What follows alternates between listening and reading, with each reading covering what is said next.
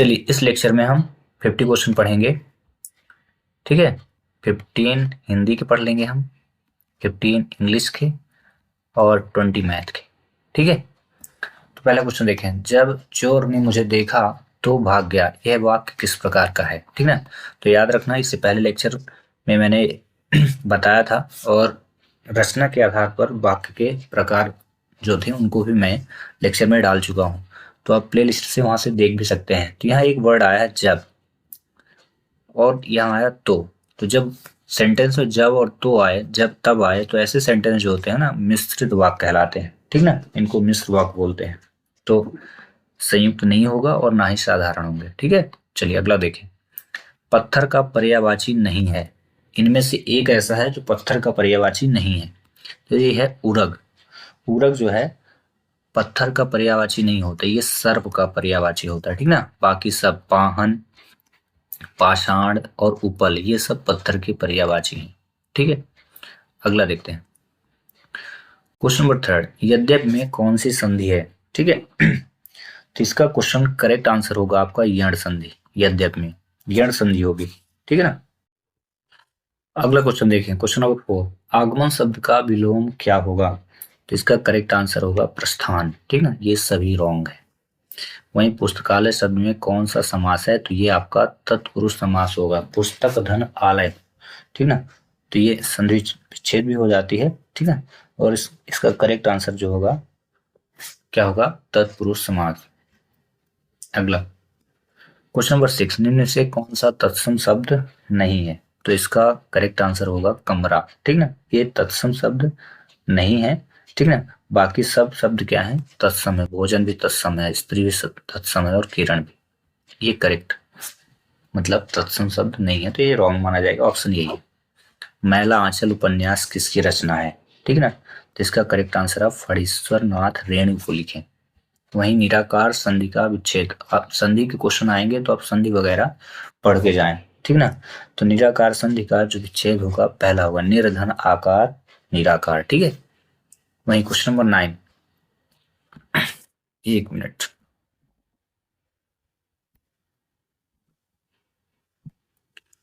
Question number 9 को देखें। अवर का विलोम शब्द क्या है? ठीक है, तो इसका करेक्ट आंसर हो जाएगा प्रवर। ठीक ना, जस्ट अपोजिट आपको लिखना है। अवर का विलोम शब्द प्रवर। वहीं किस शब्द की वर्तनी शुद्ध है? ठीक ना, तो शुद्ध शुद्ध आएगा, इंग्लिश में भी आएगा, हिंदी में भी आएगा। तो इसका करेक्ट आंसर होगा आधिकारिक। अधिकारिक नहीं, अधिकारक नहीं, आधिकारिक नहीं होता। ठीक ना, आधिकारिक। वहीं क्वेश्चन नंबर 11, अत्याचार शब्द में उपसर्ग है। उपसर्ग हमेशा कहाँ लगते हैं? आपको पहले भी लेक्चर में हम पढ़ा चुके हैं। ठीक ना, सबसे पहले लगते हैं अत्याचार, अति धन आचार। ठीक ना, अति धन आचार तो अत्याचार, इसका जब हम संधि विच्छेद करेंगे तो अति धन आचार हो जाएगा अत्याचार। ठीक ना, तो ये अति जो है इसका उपसर्ग है। अगला, दाता का स्त्रीलिंग। कई बार क्वेश्चन लिंग से पूछा जाता है। ठीक ना, तो दाता का स्त्रीलिंग क्या हो जाएगा? ठीक है, दात्री। दाती नहीं, दाता नहीं, दत्री नहीं। में कौन सा वाक्य शुद्ध है? आज हम चाय नहीं पिए, हमें दिल्ली जाना है, हम खाना खा लिए हैं, मैं आज नाश्ता नहीं किया। तो ये हमें दिल्ली जाना है, इसका करेक्ट आंसर होगा। वर्तमान हिंदी का प्रचलित प्रचलित रूप इनमें से कौन सा है? तो अभी जो ये प्रचलित रूप चल रहा है ये जो है खड़ी बोली होगी। ठीक ना, इसका करेक्ट आंसर ब्रज भाषा नहीं चल रहा। ठीक ना, ये रॉन्ग है। देवनागरी भी नहीं चल रही है। ठीक है, इस समय जो भाषा चल रही है अवधि भी नहीं चल रही और देवनागरी भी नहीं, खड़ी बोली, खड़ी हिंदी चलती। ठीक ना, क्वेश्चन नंबर 15, प्रभु जी तुम चंदन हम पानी पंक्ति किस कवि के है? तो यह रैदास जी की है। ठीक ना, इसको आप रट लें। इसके हम टॉप 15 क्वेश्चनों को देखेंगे। पहला, identify the part of the speech of underline word she quickly. Quickly जो है ना ये एडवर्ब कहलाता है। ठीक ना, एल वाई यहाँ पे लगा है आइडेंटिफाई करने के लिए। अगर एल वाई पूछे लगा हो किसी भी वर्ड में तो आप जान जाए को तो ना तो वर्ब है, ना ही नाउन, ना प्रोनाउन, वो क्या होगा? एडवर्ब। एक क्वेश्चन आएगा इस प्रकार से तो आप पढ़ के जाए। ठीक ना, we have won the match, passive wise बनाना है। वी हैव वॉन, हैव का जो पैसिव वाइज बनता है ना तो उसमें हैव के बाद बीन लगता है। ठीक है, यहाँ पे है क्या याद रखना, हैव आ जाए, हैज, हैव और हैड, ये तीन अगर आते हैं, इनकी पैसिव वॉइस बनाना है तो इनके बाद बीन जरूर लगेगा। क्या याद रखोगे? बीन जरूर लगेगा, ठीक है। इनके बाद बीन लगेगा, मतलब इनके पैसिव वॉइस में बीन लगेगा। तो अगर आपके इन ऑप्शनों में से जिसमें बीन लगा हो ना उसको करेक्ट कर दो। अगर अकेला हो तो ये ट्रिक पहली, देखो ये देखो, ये अकेला ही बीन है, ये गलत, ये गलत, ये तीनों ही गलत हो गया ना, तीनों गलत हो गया। अकेला बीन इसमें मिला, मतलब यही करेक्ट आंसर है। ये पहली कंडीशन हुआ कि हैव हैव हैड का अगर पैसिव वॉइस बनाना तो क्या मिलना चाहिए? बीन मिलना चाहिए। दूसरी कंडीशन, इनके बाद ना वर्ब की थर्ड फॉर्म लगेगी। और तीसरी कंडीशन, वर्ब की थर्ड फॉर्म के बाद बाय देख लेना है, ठीक है। ये जैसे पहले में देखो बीन नहीं लगा था तो रॉन्ग था, दूसरे में बाय भी नहीं लगा और बीन भी नहीं लगा तो रॉन्ग था, और तीसरे में भी बीन नहीं लगा, ठीक है। तो अगला question, question number 18, your clothes properly before going outside, मतलब जब आप कहीं जाएं तो आपके कपड़े किस तरह होने चाहिए, ठीक है। तो इसका अर्थ होगा पुट ऑन, आपको अच्छे से कपड़े पहनना चाहिए जब आप कहीं भी बाहर जाएं, ठीक ना। पुट ऑन का मतलब होता है समथिंग टू वियर, मतलब पहनना। पुट ऑन का मतलब होता है पहनना, और पुट ऑफ का मतलब होता है उतारना, यानी कपड़े पहनने को पुट ऑन कहते हैं। यानी put on your clothes properly before going outside, यानी बाहर जाने से पहले आप अच्छे तरीके से कपड़े पहने, जिसका करेक्ट आंसर पुट ऑन होगा। अगला 19, ही रिजेंबल्स हिज फादर, ठीक ना। अब यहाँ पे प्रीपोजिशन का यूज करना है, ठीक है। तो करेक्ट प्रीपोजिशन क्या आएगा? तो ये देखो, ही रिजेंबल्स हिज फादर, इनमें कोई भी प्रीपोजिशन नहीं आएगा क्योंकि ये ऑलरेडी ही करेक्ट सेंटेंस लिखा हुआ है, नो प्रीपोजिशन, ठीक है। अगला क्वेश्चन, द सिनोनियम्स ऑफ वेंडल, इसका सिनोनियम क्या होगा, ठीक है। तो इसका करेक्ट आंसर आप लिखेंगे स्मॉलर। इसका अर्थ होता है सिनोनियम्स का मतलब होता है समानार्थी शब्द, और इसका मीन्स ही होता है छोटा, इसलिए ये होगा स्मॉलर, ठीक ना। अगला, ही इज एंटरप्रेन्योर, तो ही इज, इसको हमने जब पढ़ा तो ई पढ़ा, ठीक ना। और ई जो है स्वर का उच्चारण जो है किसका आ रहा है? स्वरों का उच्चारण आता है, जब स्वर आता है तो एन लगता है, जिसमें करेक्ट आंसर आप क्या लिखेंगे? An. He is an entrepreneur. इससे पहले भी जब हमने लेक्चर अपलोड किया था तो एक आया था इस प्रकार से, ये आर्टिकल है, ठीक है। उसको आप लेक्चर अगर आपने देखा होगा तो इसका करेक्ट आंसर आप जान गए होंगे। Question number 22, the word cant cantankerous means क्या होता है, मतलब इसका अर्थ बताना है कि क्या होगा। तो इसका होता है बैड टेम्पर्ड, यानी जो खराब आते होती उसको बोलते हैं, ठीक ना।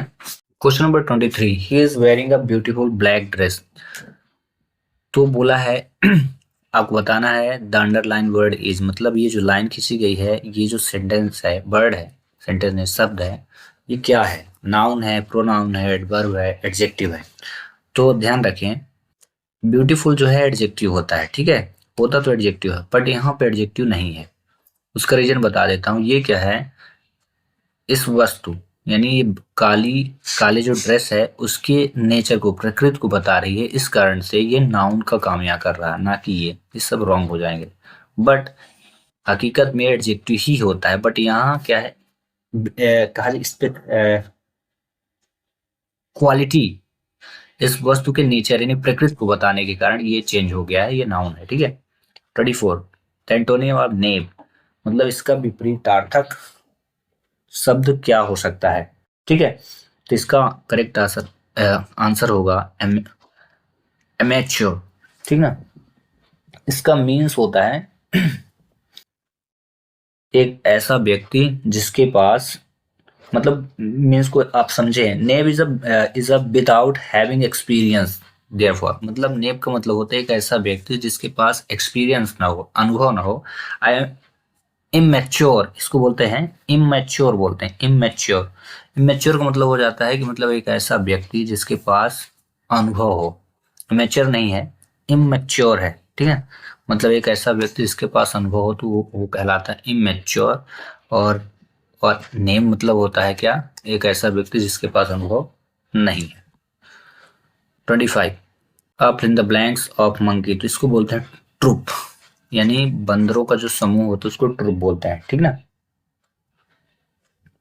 अगला 26, India's first national park was, India का जो पहला नेशनल पार्क था वो क्या था, तो इसको याद रखना, जिम कॉर्बेट, ठीक ना।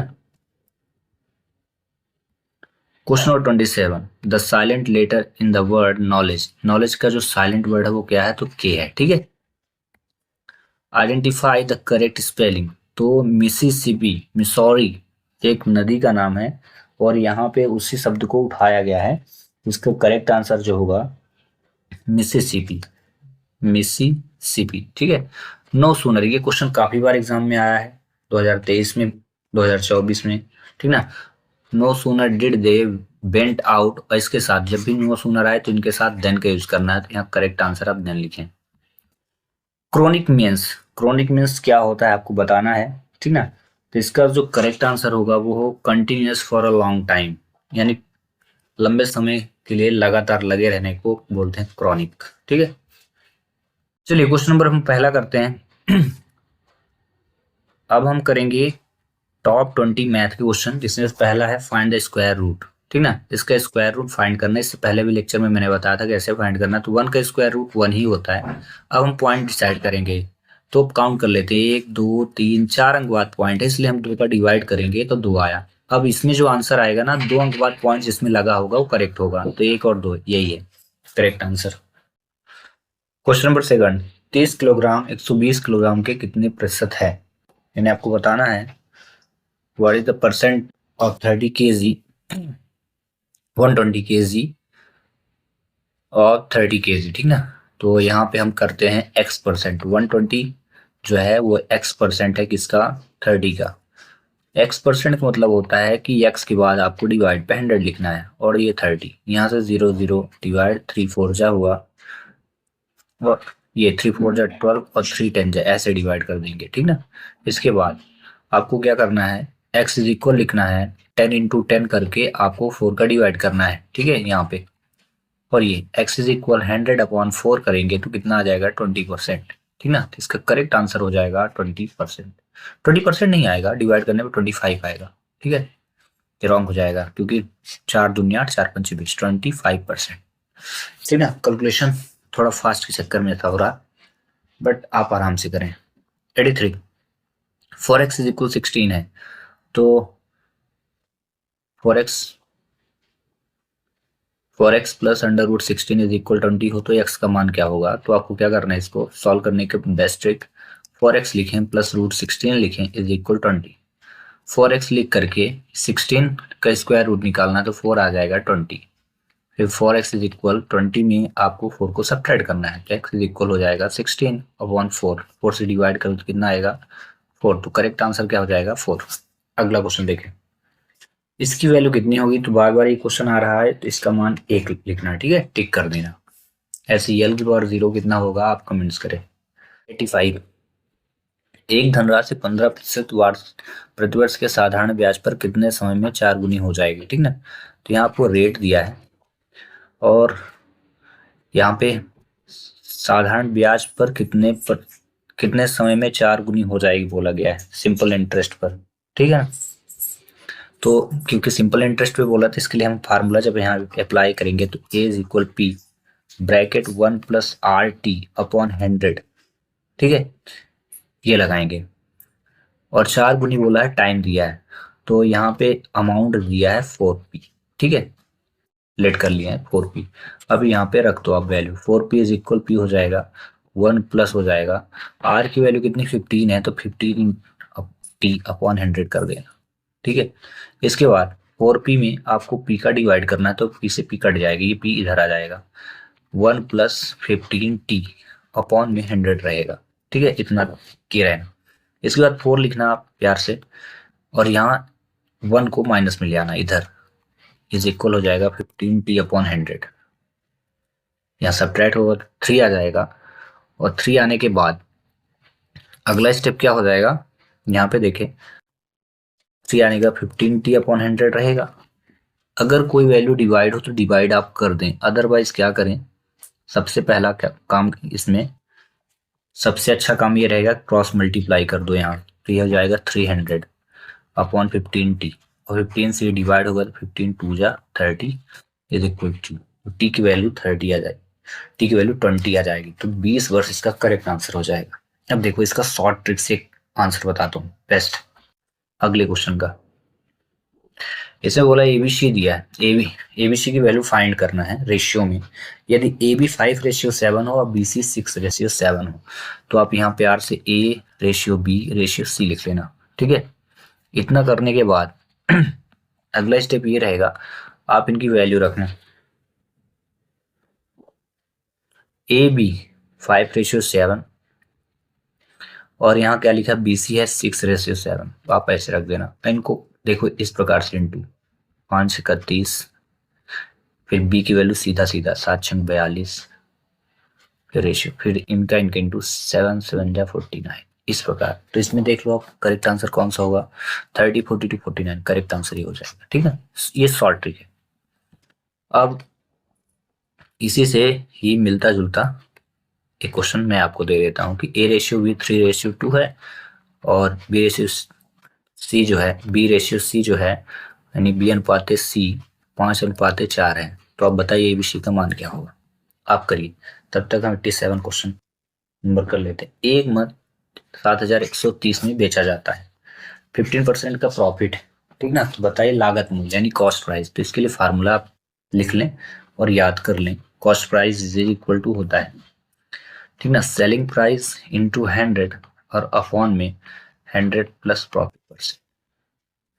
सेलिंग प्राइस यानी ये जो दिया 7130, ठीक है, इंटू 100 कर लेना ऐसे। 100 प्लस प्रॉफिट यानी जितना प्रॉफिट दिया होगा उसमें 100 ऐड करना है, तो कितना हो जाएगा 115। अब इनको आप प्यार से डिवाइड करिए और आंसर लाइए। ये 7 है, तो चलिए 5 दूनी 10, 5 थी 15, ये कट गया और यहाँ काटते हैं 5 एकम 5 और 5 चौको 20, 5 एक 5, 5 चौको 20 हुआ, 5 दूनी 10, 5 छक्का 30। ठीक है, इसके बाद अगर फिर से कटे तो आप इनको डिवाइड करें, अदरवाइज आप इनका इंटू करके मल्टीप्लाई कर दीजिए, आपको करेक्ट आंसर मिल जाएगा। ठीक है ना, तो चलिए इसको करते हैं, डिवाइड ही करते हैं। 1426 में 23 का डिवाइड करते हैं, कर लेते हैं। ठीक है, तो ये कितने टाइम चला जाएगा, पहली बार 6 बार, 23 छक्का 6 दूनी 12, 6 दूनी का 18, 6 दूनी 12 एक 13, 4 आ गया, ये कट गया 6, 23 दूनी 46, तो यानी 62। इसको हमने इससे डिवाइड किया तो 62 आया और इंटू पे 100 था ही, तो आंसर 6200, करेक्ट आंसर डी हो जाएगा। ठीक है, अगला question number 88, very important question, ये बोर्ड मास रूल से सॉल्व होगा। पहले हम इस यहाँ पे डिवाइड करेंगे, हमेशा याद रखना बोर्ड मास रूल में पहले डिवाइड होता है, बाकी नंबर से लिखें। 14×5 लिखें, अपॉन में 100, अपॉन में 100 8, क्योंकि यहाँ डिवाइड लिखा है। ठीक है, और प्लस 7.25। अब यहाँ कोई नंबर डिवाइड हो तो डिवाइड करें, 2 सत्ते 2 चौको, 7×35 करिए, अपॉन में 4 लिख के प्लस 7.25 डिवाइड किया 35, तो 4 नहीं 36 होता है, 4 8 32, 35 में आपको डिवाइड करना है, 35 डिवाइडेड बाय 4, 4 8 32, 3 आया, पॉइंट लगाइए तो ये 0 हो जाएगा, 4 7 28, 2 आया, 4 5 20। ठीक है, कितना आया, कट जाएगा 8.75 प्लस 7.25 ऐड करिए तो 5 5 10, 7 2 10, 8 7 16, तो इसका करेक्ट आंसर जो है 16 आना चाहिए। ठीक है, बट यहाँ क्वेश्चन मार्क में स्क्वायर लगा है, क्वेश्चन मार्क स्क्वायर, तो जब हम क्वेश्चन मार्क का स्क्वायर हटाएंगे तो इसमें रूट जाएगा, तो रूट जाएगा तो किस नंबर का स्क्वायर रूट है, 4 का, तो इसका करेक्ट आंसर आ जाएगा 4। ठीक है, अगला क्वेश्चन देखते हैं। एक ताश के 52 पत्तों की गड्डी के एक पत्ता निकाला जाता है, इसके बादशाह होने की प्रायिकता। तो हमेशा याद रखना, बादशाह मतलब किंग बोलते हैं। ठीक ना, और के कार्ड्स में जो के होते हैं ना वो 4 होते हैं। ठीक ना, तो 4 हो गए और टोटल कार्ड्स कितने हैं, 52 हैं, तो आप 52 में डिवाइड करिए, 4 एकम 4 और 13 चौको 52, तो इसका करेक्ट आंसर हो जाएगा 1/30। ठीक है, अगला क्वेश्चन नंबर 90, एक शंकु की तिर्यक ऊंचाई यानी स्लैंट हाइट ऑफ अ कोन दिया है, क्या होगी पूछा है, फाइंड करना क्या होगी जिसकी त्रिज्या यानी आर, जिसकी रेडियस और हाइट 5 और 12 हो। तो स्लैंट हाइट का फार्मूला होता है L square is equal R square plus H square. इसी को फाइंड करना, आर की वैल्यू कितनी है, आर है 5 का स्क्वायर और एच है 12 का स्क्वायर। बस आप इनको प्यार से सॉल्व कर दीजिए। तो L square is equal 25 plus 144। क्यों ऐसा लिखा, क्योंकि 12 का स्क्वायर 144 और 5 का स्क्वायर 25।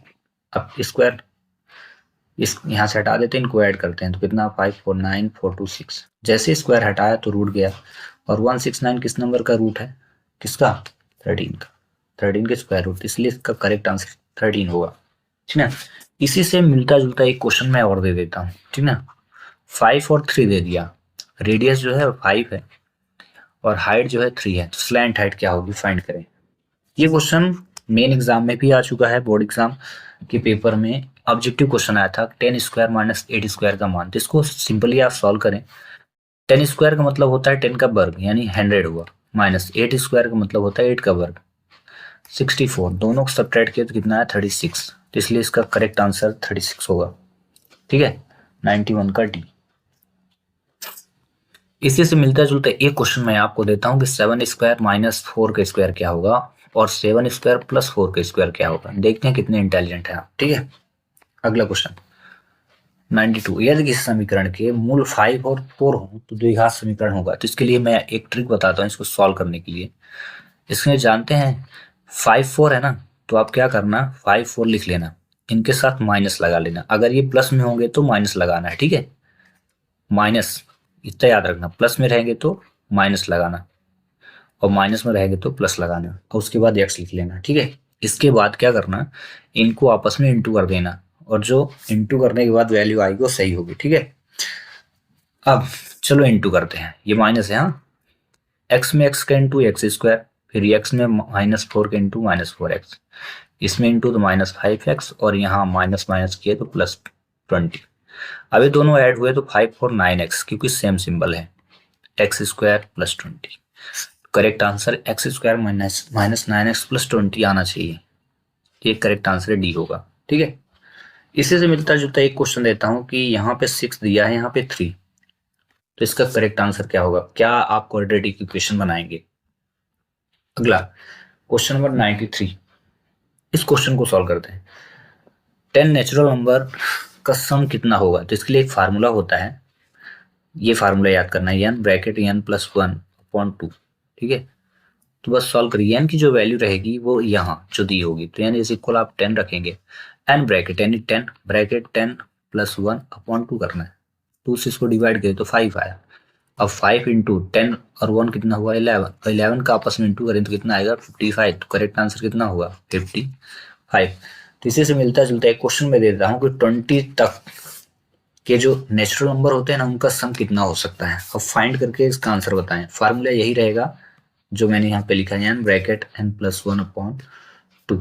ठीक है, अगला क्वेश्चन करते हैं 94। एक किसी कार्य को एक दिन में आधा कर सकता है। ठीक है ना, तो मैं मान के चलता हूं कि a का जो वर्ग है 1/2 है, जबकि b उसी कार्य को एक दिन में पूरे कार्य को कर सकता, b उस काम को एक दिन में कर लेता है। ठीक ना, और c के एक दिन के कार्य को b एक दिन में आधा कर सकता है। ठीक ना, c का जो कार्य है ना, c के कार्य को b जो है यानी 2 गुणे b आधा। ठीक ना, क्या लिखा है, c के एक दिन के कार्य को b एक दिन में आधा कर लेता है यानी 2b। ऐसे 1/2 इज इक्वल b है, b की वैल्यू c का आधा b है, इंप्लाइज अगर लें तो b इज इक्वल हो जाएगा c/2। ठीक ना, अब b की वैल्यू कितनी है 1 है, तो 1 इंटू 2 इज इक्वल c, यानी c इज इक्वल क्या हो जाएगा 2। तो बोला कार्य में उनकी दक्षता का अनुपात क्या है। तो दक्षता मतलब क्षमता, कैपेसिटी, तो 1/2 करेंगे, रेशियो करेंगे सेकंड का, सेकंड क्या है बी ए, अब फिर रेशियो सी, सी की वैल्यू है 2। इतना लिखने के बाद, इतना क्यों लिखा उसका रीजन समझे। देखिए पहले एक अनुपात ए की वैल्यू है ए ने काम किया 1/2 में, बी ने 1 दिन में, और सी कितने दिन में कर लेता है? 2 दिन में। तो इनका रेशियो निकालना, तो एक पहले वाले में जो है तो रेशनल नंबर आया, और बाकी में क्या है? रेशनल नंबर नहीं है। तो इसको क्या करेंगे हम? इसका इंटू कर देंगे, यहाँ पे भी और यहाँ पे भी, बस क्वेश्चन सॉल्व हो जाएगा। तो 1:2 जा 2 और 2 जा कितना हो जाएगा? 4। ठीक है, तो इसका करेक्ट आंसर 1:2:4 होगा। ठीक है, इस प्रकार से सॉल्व करेंगे। क्वेश्चन नंबर 95 वेरी इंपॉर्टेंट, इस प्रकार क्वेश्चन आ सकते हैं कंफर्म। इस प्रकार के क्वेश्चनों को आप जरूर सॉल्व करके जाएं। एक इक्विलेटरल ट्रायंगल, एक समबाहु त्रिभुज है जिसकी भुजा जो है 12 सेंटीमीटर, तो इसका एरिया क्या होगा? तो इसका फार्मूला याद रखना है।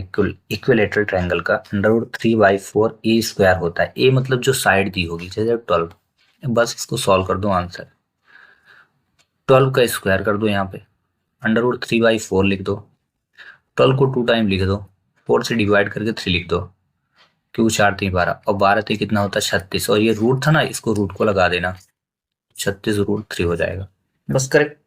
इसी से मिलता जुलता एक क्वेश्चन में 6 सेंटीमीटर कर दिया, आप एरिया निकाल लो, और एक कर दिया, ठीक ना, देख रहे हो ना, 16 दे दिया, 16 मीटर। आप इस क्वेश्चन को सॉल्व कर लो, प्रैक्टिस हो जाएगी आप। क्वेश्चन नंबर 96, ए और बी की वर्तमान आयु का अनुपात 4:3 है।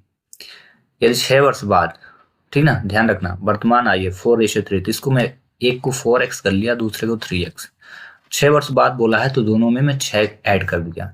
आयु 6 वर्ष बाद ए की आयु 34 हो जाती है। तो देखना, मैं यहाँ चुप किया, ए इतना है और ये बी है। अब बोला 6 वर्ष बाद, जैसे मैं 6 को ऐड करता हूँ तो 34 ईयर का हो जाता है ए।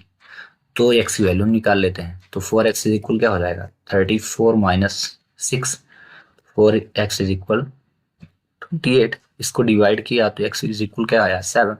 जब x की वैल्यू 7 आ गई तो बोला क्या है? b की वर्तमान आयु क्या है, और b को कितना रेशियो था? 3x। तो बस 3 × 7 करो, कितना आएगा? 21। करेक्ट आंसर ये हो जाए, ठीक है। इसी से अगला क्वेश्चन हम कर लेते हैं 97, L parallel M parallel N, T एक ट्रांसवर्सल हो तो x की वैल्यू क्या होगी? ठीक ना, यहाँ पे x की वैल्यू दी है। अब ये ट्रांसवर्सल है और यहाँ वही वैल्यू इक्वल हो सकती है जो यहाँ हो, और यहाँ के लिए इक्वल करने के लिए बस मिल गया काम, करेक्ट हो गया। करस्पॉन्डिंग एंगल जो होते हैं इक्वल होते हैं, मतलब अगर ये 40 डिग्री यहाँ पे है, ठीक है ना, यहाँ पे, तो ये 40 डिग्री यहाँ पे होगी, ठीक है। इसलिए जब ये करस्पॉन्डिंग एंगल होते हैं, हमेशा याद रखना, अगर ये लाइन ड्रॉ है तो एंगल अगर एक बाहर और एक अंदर बने, मतलब इस प्रकार का शेप बने एंगल का, तो इसको बोलते हैं करस्पॉन्डिंग एंगल इक्वल होते हैं। तो ये देखिए यहाँ 40 बना, सीधा गया तो ये बाहर और एक अंदर, तो 40 हो गया, और ये बोलते हैं ये करस्पॉन्डिंग एंगल, ये वर्टिकल, ये अपोजिट एंगल, एक ही पॉइंट की इधर होता है तो 40। तो एक्स की वैल्यू डायरेक्ट क्या हो गई? 40 डिग्री। तो इसी प्रकार मैं यहाँ क्वेश्चन दे देता हूँ, यहाँ पे 70 डिग्री, और मैं आपसे पूछता हूँ कि y की वैल्यू कितनी होगी, आप इसका आंसर दें। अगला क्वेश्चन नंबर 98, वार्षिक चक्रवृद्धि ब्याज की किस दर पर 8000 की राशि पर 2 वर्ष का चक्रवृद्धि ब्याज इतना हो जाएगा, यानी रेट पूछा है, फाइंड करना है रेट को। आपके पास अमाउंट दिया है, ठीक है, कंपाउंड इंटरेस्ट दिया है, CI दिया है 904.2, और प्रिंसिपल दिया है 8000, और रेट दिया है, रेट फाइंड करना है, टाइम दिया है 2 ईयर का, ठीक है। तो सबसे पहले हम क्या करते हैं यहाँ अमाउंट फाइंड करते हैं। अमाउंट इज इक्वल होता है CI + P, ठीक है, CI + P। तो CI कितना है? ये 904.2 + 8, इन दोनों को ऐड करिए तो हो जाएगा 8904. अमाउंट हो गया, ठीक है। अमाउंट मिलने के बाद अगला स्टेप आपको क्या करना है, बस अमाउंट का फार्मूला लगाइए, आंसर पाइए। तो अमाउंट इज इक्वल टू होता है ब्रैकेट P1 + R/100 की पावर है। अमाउंट हो गया कितना? 8904.2, ठीक है, ये हो गया आपका अमाउंट। बस। और p की वैल्यू कितनी है, ये 8001 प्लस r की वैल्यू है नहीं, अपॉन 100 की पावर कितनी है, टाइम 2 ईयर का, तो 2 ले दीजिए बस। फिर इसके बाद क्या करना, 8904 के बाद 2 लिखना, पॉइंट हटा देना, और 8000, एक पॉइंट हटा है तो एक जीरो में यहाँ लिख लिया, अब 1 प्लस आर अपॉन 100 की पावर 2 लिख लेना।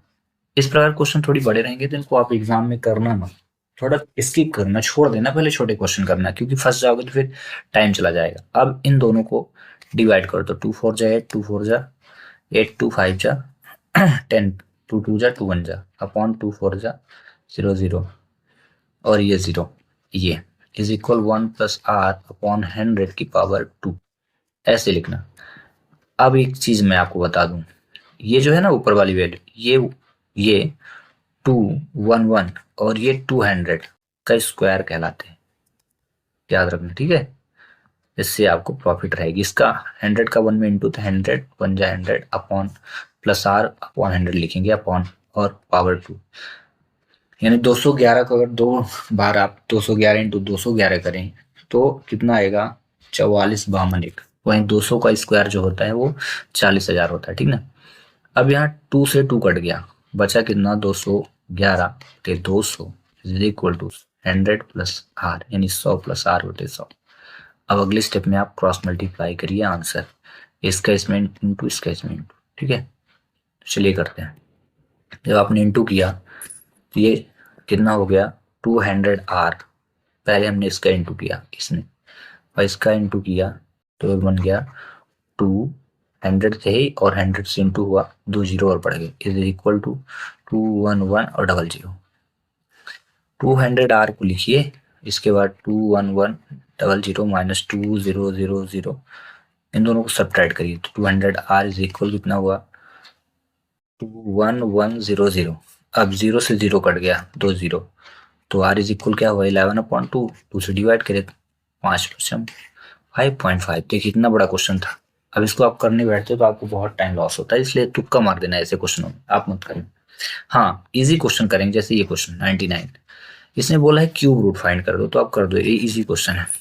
तो क्यूब रूट में देखो, इसमें नंबर देख लेना, 1 2 3 4 5, ठीक है ना। इसमें सिर्फ आप इसके नंबर को देखना, ठीक ना। 27 किस नंबर का क्यूब है, 3 का, डायरेक्ट 3 लिखो, क्योंकि 3 का क्यूब होता है 27। इसके बाद ये जितने जीरो होंगे ना, ध्यान रखना, जितने जीरो होंगे उसमें 3 का डिवाइड कर देना, 3 जीरो है, 3 में 3 का डिवाइड करना, तो 1 आया, इसके साथ एक जीरो लगा देना, बस आंसर, ठीक है। ऐसे करेक्ट आंसर निकाले जाते हैं क्यूब रूट, जिनके साथ जीरो हो तब, जैसे 9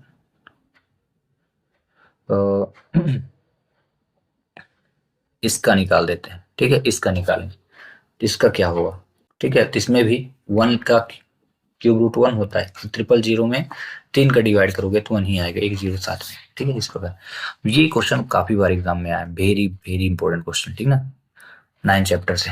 तो इसको कैसे करेंगे, देखो, डिवाइड हो तो डिवाइड कर देना, 2 ये 4 1 जा 4, 4 2 जा 8, तो 1/2 आंसर आना है, क्लियर हो चुका है, ठीक है। जब डिवाइड हो तो डिवाइड कर देना, फिर लेटर से लेटर का इंटू, तो एक्स की पावर यहाँ 2 है और यहाँ एक्स 1 है, तो एक्स की पावर 3 वाला आएगा, इसमें 2 है तो रॉन्ग, 3 इसमें एक्स बस है तो रॉन्ग। अब इन दोनों में से कोई होगा। अब अगला बाई को करते हैं, बाई 1 है और बाई 1, तो 2, बाई की पावर 2 वाला होगा, अब बाई की पावर 2 है, दोनों मिल गया। जेड की पावर 1, जेड की पावर 1 तो 2, यानी ये वाला करेक्ट, ठीक ना, क्योंकि इसमें भी जेड है, इसमें भी जेड, इंटू करेक्ट। तो इस प्रकार एक क्वेश्चन हुआ कंप्लीट। तो मैं आपको 50 क्वेश्चन पढ़ा दिया हूँ, ध्यान रखें, हिंदी इंग्लिश मैथ, ठीक ना, 15 15 और 20। कोई डाउट हो तो आप बताएं, नेक्स्ट लेक्चर में आपको मोस्ट इंपोर्टेंट क्वेश्चन लेकर के मिलेंगे। उससे पहले क्वेश्चन मैं आपको दे देता हूँ, 8x/z इंटू 1/4x/² z, इसका करेक्ट आंसर क्या होगा, कमेंट्स करें। मिलते हैं नेक्स्ट वीडियो में, थैंक्स फॉर वॉचिंग।